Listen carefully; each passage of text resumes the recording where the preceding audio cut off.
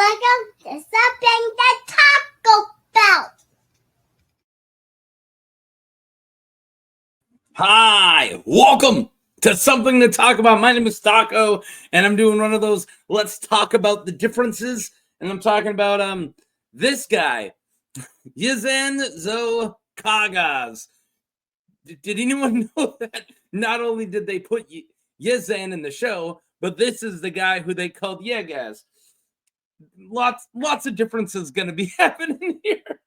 I'm gonna first say this is what's going on here. If you don't know why I'm rambling, I do these all in one big rambling take. And also, since I moved, hence the rock wall, I now can do these in the middle of the night because I'm no longer filming these, in my bedroom because my wife's sleeping. But now I'm doing them in the basement, my dungeon, if you will. All right, I'll stop drinking coffee. That's bad TV right there. You guys don't need to see that. What you need to see is Yezzan. So first off, this was a request from Real Talker Walk. Awesome, dude. Let's go. I didn't even know this was a let's talk about the difference before. Like, I was like, maybe I should cover the yellow whale at some point. And then I realized that it would have been a let's talk about the difference. I didn't know that this dude from the show was called Yezzan.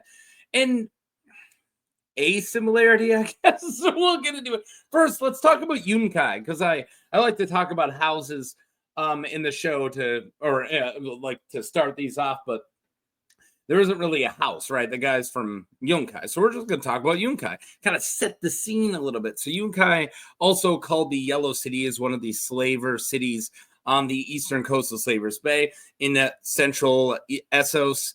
Some people say Essos. Do you say Essos or Essos? I say Essos. 100 leagues to the south is Astapor, and about 50 leagues, at least 163 miles to the north, is Marine. Well-mounted travelers, when riding hard, can reach Yunkai from Astapor in 6 days.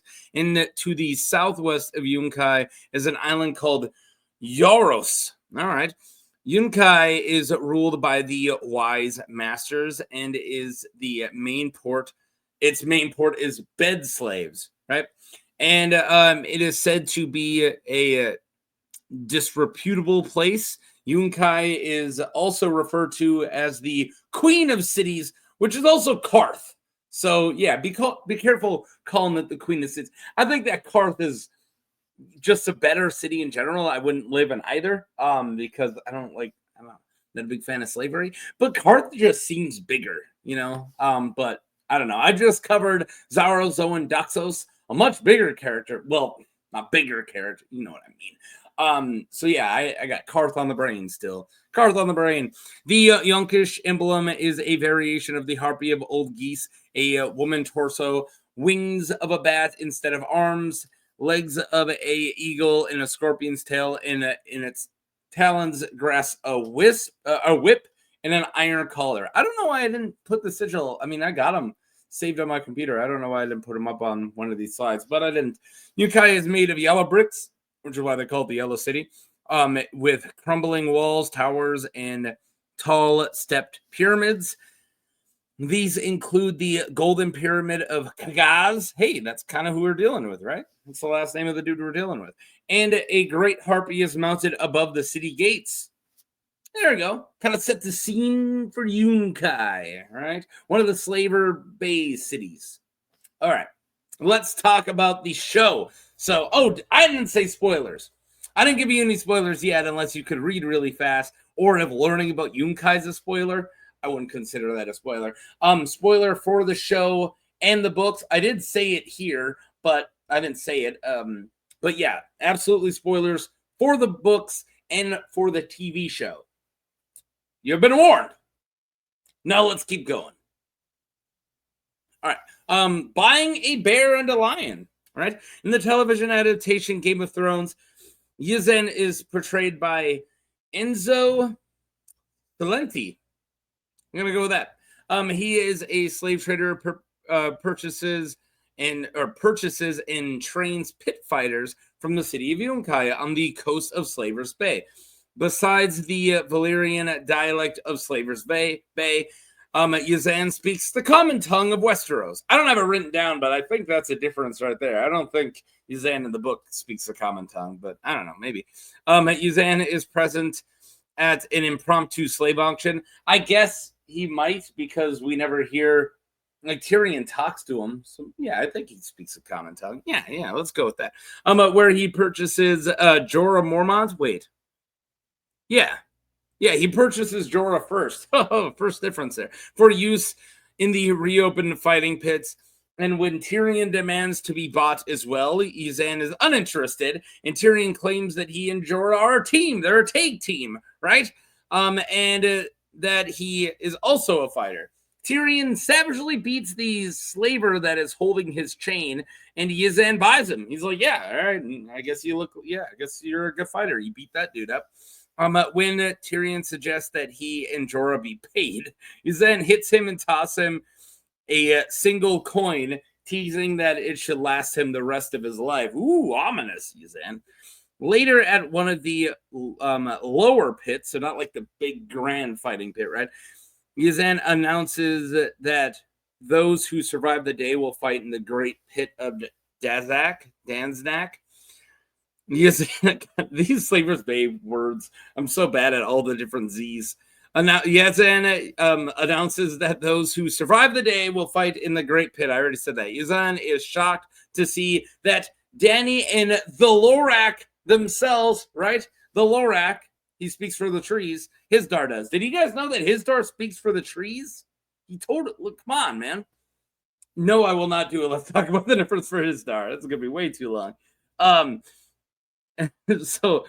He hastily has the gladiators dedicate their kills to them, because that's cool, right? You guys remember Spartacus, Blood and Sand? That show is awesome. Yezzan is later knocked down by Jorah, who emerged from the dungeon early in a desperate attempt to reach the queen. Later, he is still at the pit, observing his warriors when Jorah returns. Like, sorry for knocking you out, bro. Seeking, quote, employment. I mean, they're slaves. From him again as a gladiator in the Yezzan's name, and even throwing him a coin as payment. Like, here, I'll pay you for me to be your slave. That's not how that works. Yezzan allows him to fight in the pit in front of the queen, and that if he wins, Yezzan will allowed it to sell Jorah. So it's like, let me fight in the pit and then I'll get out of your hair. And at the Great Pit, Dany gets attacked and does her whole Drogon stuff. And then Jorah is freed, I guess. Jorah gets to be free. All right, let's keep cruising through show stuff. I don't think this is what you guys come here for. So negotiations. Aggressive negotiations. Star Wars reference for you. At the diplomatic aggressive negotiations with Tyrion and Meereen, Yezzan returns to represent Astapor. Yeah, he's from Yunkai, but he's representing Astapor because he has an Astapor. Whose slave masters are reconstituted by Yunkai. Oh, I guess there we go. He quickly recognizes Tyrion as a dwarf slave and remarks that he has literally climbed to the top of a great pyramid. The slaving cities offer Dany and her supporters a pot of gold to sail away from Slaver's Bay. Yeah, get out of here. However, Tyrion, who's in charge since Dany is gone, right, proposes a counteroffer that slavery be phased out over a 7-year period. Yeah, it's a little more lenient than Dany. Dany's like, yeah, get rid of slavery now. And then she's gone, and Tyrion's like, I'll give you 7 years.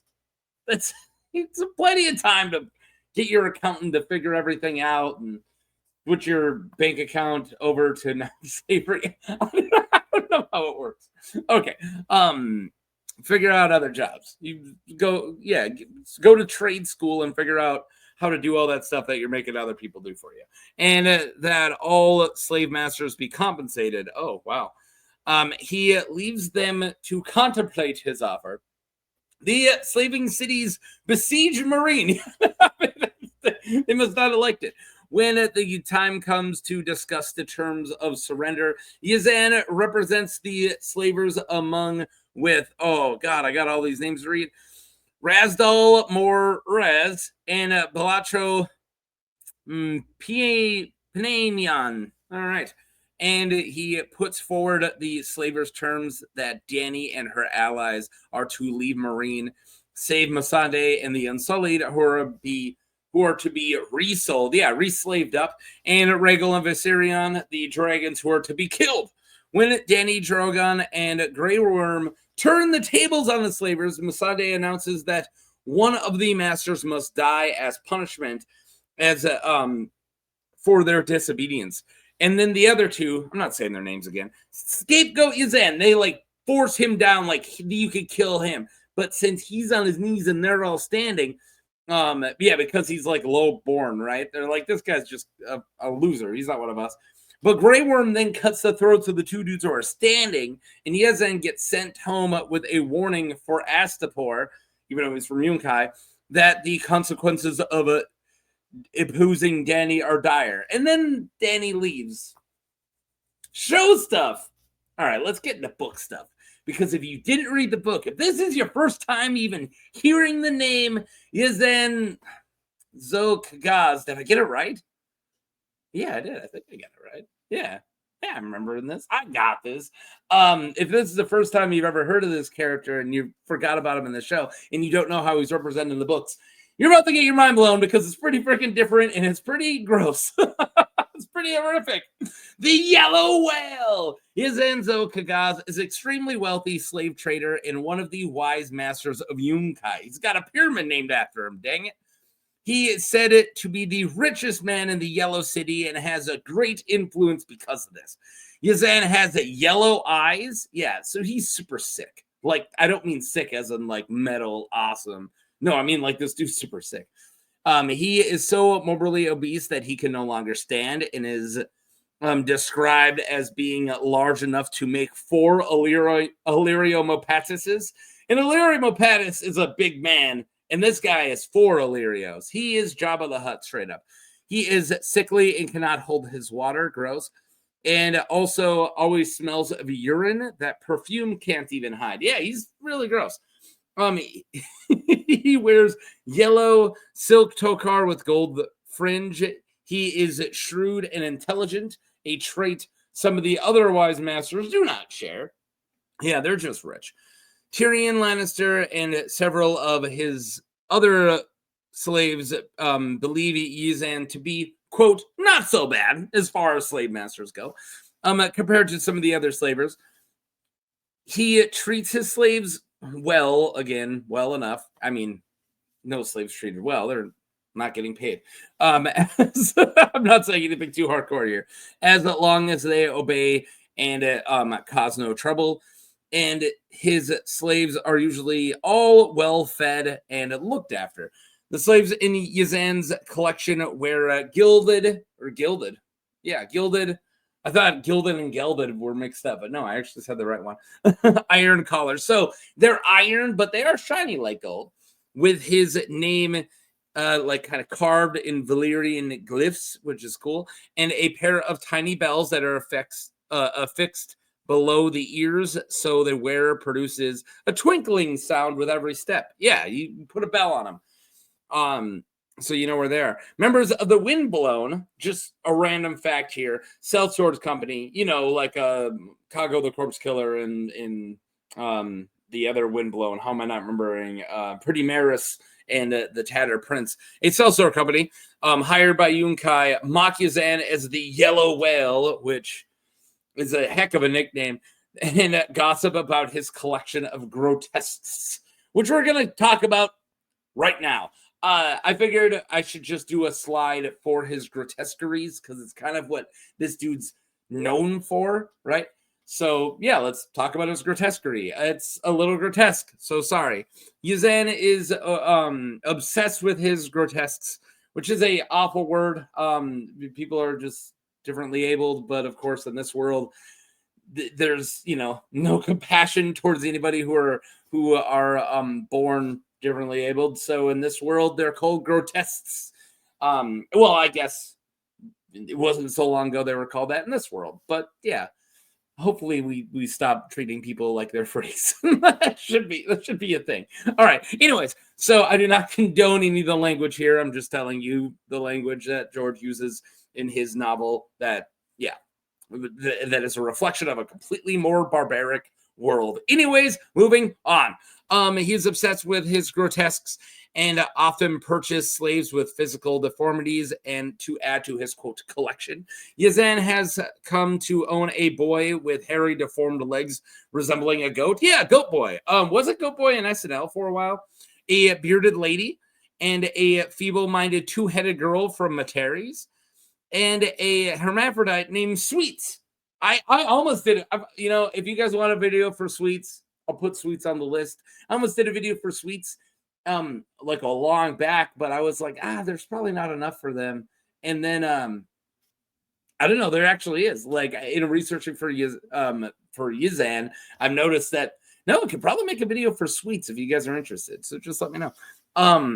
Who also sleeps with him. Sweets is fond of her master because Sweets is Yezzan's special pet, right?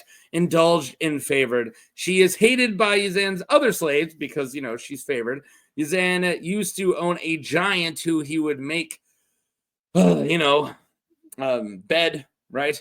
With slave women so he could watch. That's pretty disgusting and horrible. And, if anyone's grotesque, it's you, Yezzan. That's it. I said it. Gross. All right. Disgusting. However, the giant died. Oof. And Yezzan would pay much gold to acquire a new one. According to Sweets, Yezzan contracted some disease 10 years ago while in Sathorias and has been dying ever since, quote, rotting from the inside out. Eesh. If anyone makes him forget this for even a little while, they are rewarded by him. Yeah, he likes to forget his own woes of being rotted from the inside out. This is such a long shot. You know what? No, I'm going to say it at the end. If you want to know the two characters, I have one that I have a picture, but I didn't do the other one. The two characters that Yezzan makes me think of, I'm telling you at the end. One of them is definitely a pop culture character that most people are going to know. And the other one, probably not. The market. When peace is made between Marine and Yunkai, the slave market is set up outside Marine. All remaining crewmen and passengers of the Salasori Korhan, the boat that Tyrion's on, the ship. Oh, there we go. The ship that Tyrion Lannister and his boyfriend Penny and Jorah Mormont are on. So if you don't know where we at, I said that. If you don't know where we are at in the story, and if you don't know Dance of Dragons, like Dance with Dragons, the last book, but if you don't know what's going on, Tyrion's had a heck of a travel, way different than the books, right? Or the show. And he's went down a river with young Griff and old Griff, and he eventually gets kidnapped by Jorah. So young Griff and old Griff go do an invasion of Westeros. Holy crap. And then Jorah and him, he like pretends that Tyrion's Jorah's slave, and then they somehow like Penny hangs out with him too, and they get a ride somewhere, and then they get made into slaves themselves. So now Penny, who's also a dwarf, who hated Tyrion for a while because Tyrion got her brother killed. I don't think Penny's a small enough character, no pun intended, a small enough character for me to cover. I feel like Penny's got a lot. Maybe I can cover Penny. I don't know. Anyways, that's what's going on. So they're sold into slavery. Jorah the bear's got a tattoo on his face now, and then Tyrion is with another dwarf. Penny and her brother used to do like a jousting, like one of them on a dog, one of them on a pig. Now Tyrion does that too. So they're like a traveling act, right? Anyways, now we're here. We're caught up. Okay. So the auction block has been thrown up at the mouth of the Skahazadan, where it is flowed into Slaver's Bay. Yeah, that's a river. Tyrion and Penny are sold together as Lot 97. This is what the guy says. A pair of dwarfs well trained for your amusement. That's what the guy at the block says. They are advertised. The dog and pig that they ride on are also included in the lot. That's a good deal. The bidders sat on wooden benches with cell swords standing behind them, and the bidders chanting and hanging out. Yeah, there's like a cell swords just like around. That's what I'm getting at, because one of them is important. The bidding for the lot starts. Some matron, some old lady, starts the bidding with 300, and Yezzan counters with 400. Yezzan is sprawled out on his litter wearing yellow silk. Tyrion pitied the slaves that had to carry him. Yeah, that's probably bad on your back. The bidding war ramps up. Yeah, I'm leaving a lot of this bidding war out. It's a bit of a scene. The auctioneer bringing out the pig and the dog for demonstration, and that, oh my god, everybody really wants it now. Many others joining in, including Brown Ben Plum, which we'll get to. Tyrion himself even tries to bid. Yeah, I told you, it gets off the rails. Even Tyrion's like, I'll make an offer. For me. It ends with Yezzan betting 5,000 silver pieces on the whole lot, and then Yezzan wins. Just the sight of Yezzan sagging across his litter, a mountain of sallow flesh with piggy yellow eyes and breasts big as a pig, pushing out of the silk of his tokar, was enough to make the dwarf's skin crawl. Yeah, that's like Tyrion's pretty much whole own thoughts about it. I changed it a tad, but I wanted to leave that quote as intact as possible. And the smell wafting off him was palatable even on the block. Ugh. Yeah, no, that's some gross stuff. Okay, moving on, we got the treasures. So yeah, they are put under the charge of a retainer called Nurse. Yeah, nurses. Ugh, I don't like Nurse. He's kind of a. I don't want to go out on a limb, but this guy's kind of a jerk. I shouldn't make that joke 2 weeks in a row. Tyrion sees Jorah Mormont brought to the auction block behind them, and Tyrion convinces Nurse that Mormont is an essential part of the show and needs to be bought too. He's like, he's the bear. He's the bear we fight, right? When we do Bear and the Maiden Fair, right? Once all of them are purchased, they are brought to Yezzan's pavilion.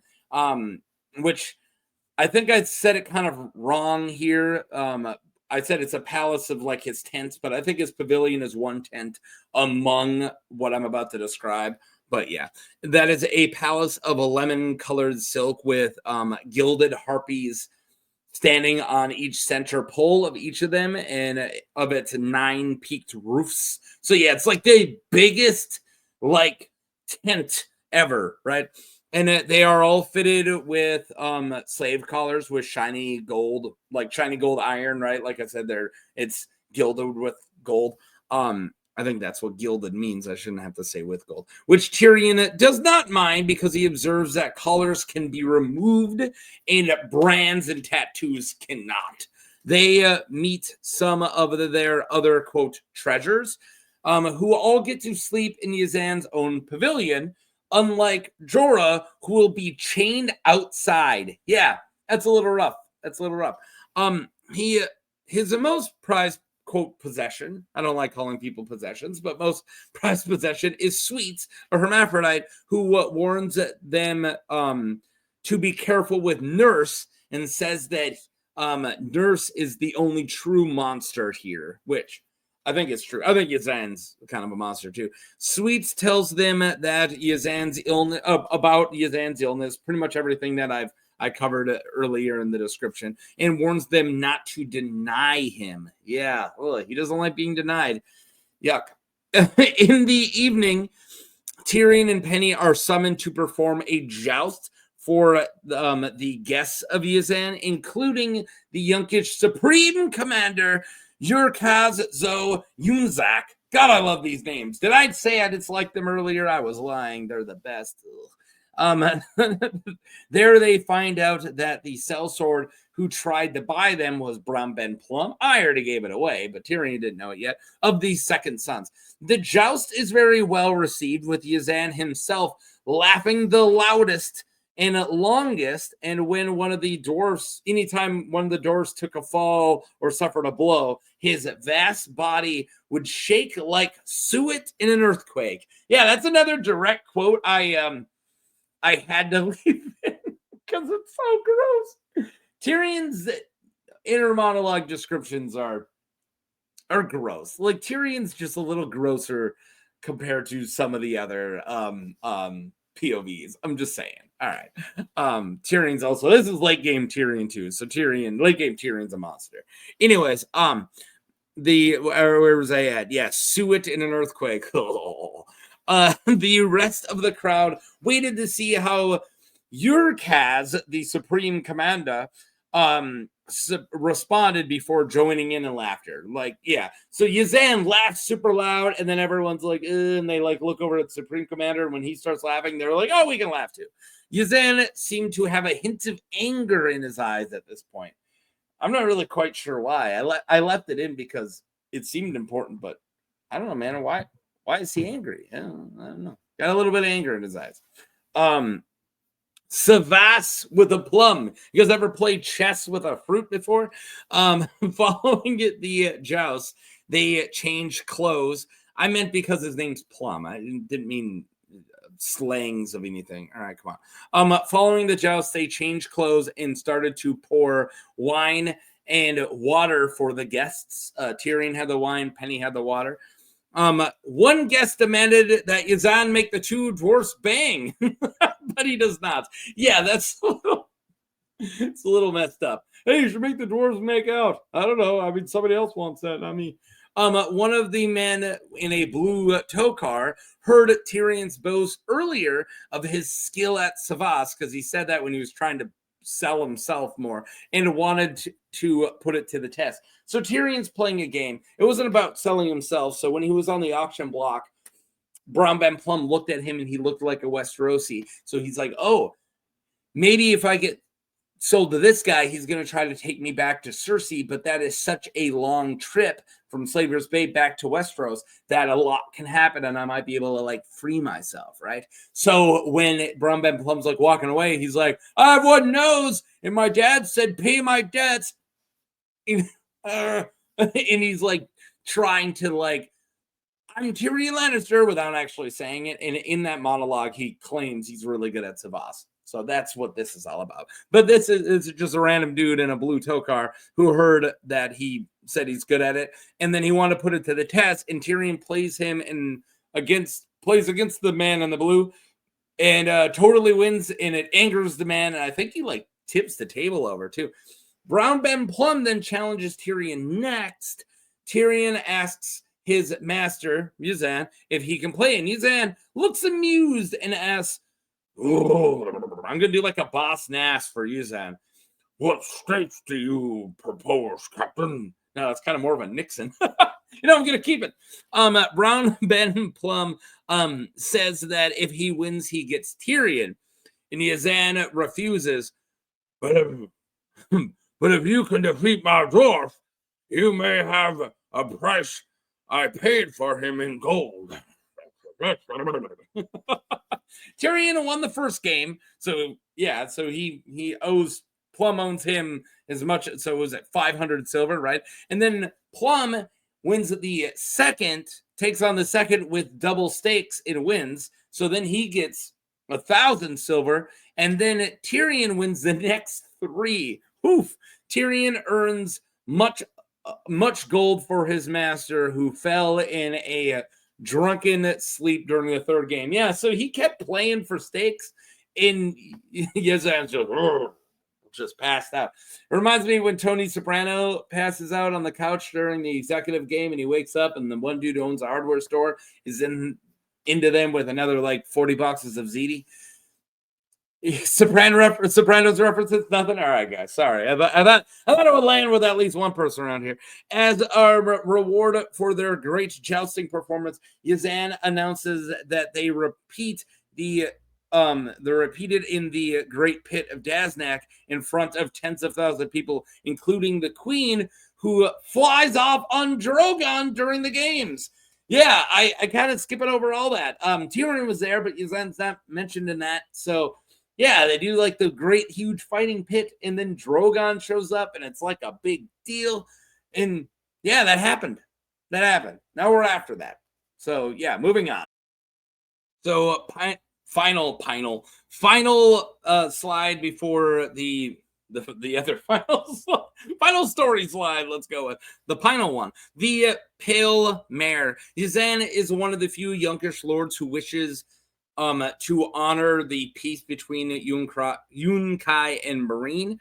Yezzan, so Qaggaz, is dying finally because he also caught the bloody flux. So he has all the stuff that he caught in Sathorios. Why was this dude in Sathorios, for one?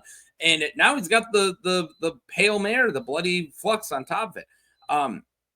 If you guys hear that beeping, it's my humidifier or dehumidifier.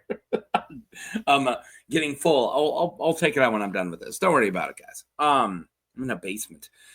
A healer explains to Sweets that the only help for Yezzan is good, clean water.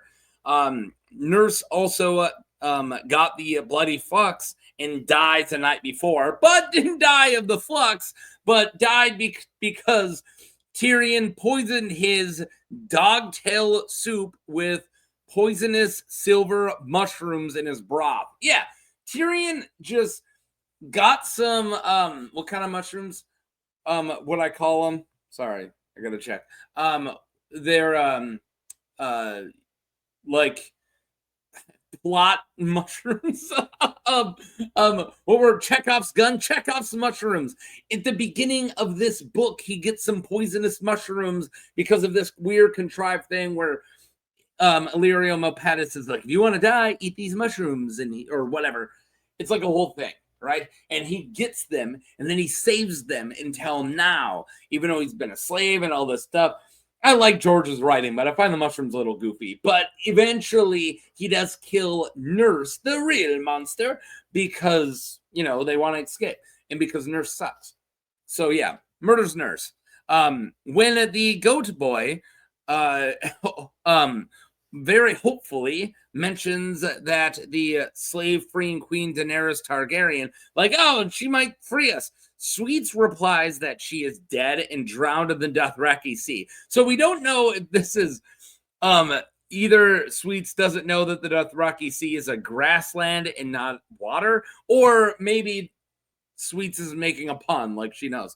But yeah, Yezzan dies of the Pale Mare that spread throughout the Yunkish siege lines, right? So he's dead. Now I'm gonna ask a couple more in a couple more videos, but I want to know, when the character who I'm covering dies, do you guys want to hear this one that I normally play? Poochie's dead! Or do you like this one? He dead. Let me know in the comments. Do you want the Family Guy one or the Simpsons one? Moving on. Yeah, Yezzan's dead. The yellow whale died. He's beached. He's beached well. He dies of the Pale Mare, the bloody flux that spread throughout the Yunkish siege lines. Several of his slaves use the opportunity to escape, including Tyrion, Penny, and Jorah, who pretend that they are grabbing water, but they sneak over to the Second Sons, and Brown Ben Plum saves them. Later, in the Second Son's camp, so this is much later, this is just the last time he's mentioned as far as I know, Penny says that he had they had been better off with Yezzan, saying that they were one of his favorites, like Sweets. To shock Penny out of her listlessness, Tyrion lies to her and tells her that Yezzan's special slaves are all dead from the Pale Mare, and that Sweets was the first to go. That's a really mean thing to say. Tyrion, you a jerk. All right, that's it. Like I said, Poochie and Yezzan are dead. So let's talk about the differences. Yeah, and this is the other character this guy makes me, or this is the one of the characters this guy makes me think of. The hedonism bot from Futurama, because he's like yellow and he's just always makes me think of hedonism bot. The other one I don't have a picture for, but you guys remember in Morrowind? Such a fucking nerd. You guys remember in Morrowind when you go into is it Telfair, down into where all the people with the corpus disease are all walking around, and you meet the only living dwarf, Dwemer, if you will, but he's like all nasty because he has corpus disease too, but he's all like rotting and half his body is gone and he's just sitting on like spider legs. That's what that guy, it makes me think he's on. So there, hedonism bot, and oh my god, somebody will tell me in the comments the name of that dwarf in Morrowind, the only one in Morrowind. All right, I'm gonna take a drink of coffee. So this is one of those examples of a character from the show that they just needed a name for almost a similar character, right? They did that a lot. I don't have a bunch of ones in my mind, but when they're like, oh, I'm gonna like Lem Lemon Cloak, there we go. Oh, we need a guy. We'll call him Lem. Why not? Well, because it has nothing to do with Lem. Yeah. They needed a slave owner. So they went with the Yezzan, but there's like nothing in common here, right? So differences. This is what, yeah, right. I already said that. Oh, we need a guy to buy Jorah and Tyrion and get them in front of Dany. Screw it. Naming Enzo Qaggaz. Why not? But don't give him any of his characteristics or any of his storyline besides that he is a slave owner from Yunkai. Yeah, that's really it. He's a slave owner from Yunkai. That's the only thing they have in common.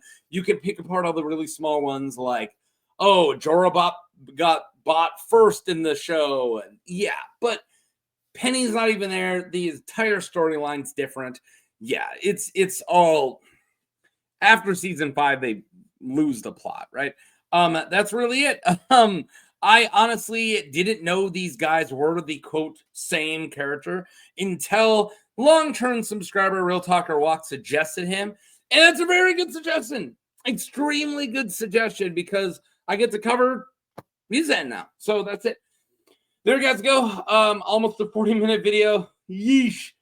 That's what I get for filming at 1 a.m. But it's 4 p.m. for you guys. Or after that. No one watches it right when it comes out. But yeah, whenever you're watching it. Thank you for watching. What characters do you want me to cover what's the difference for if I haven't done it already?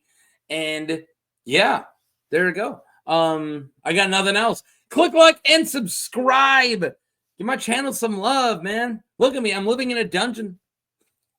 Peace.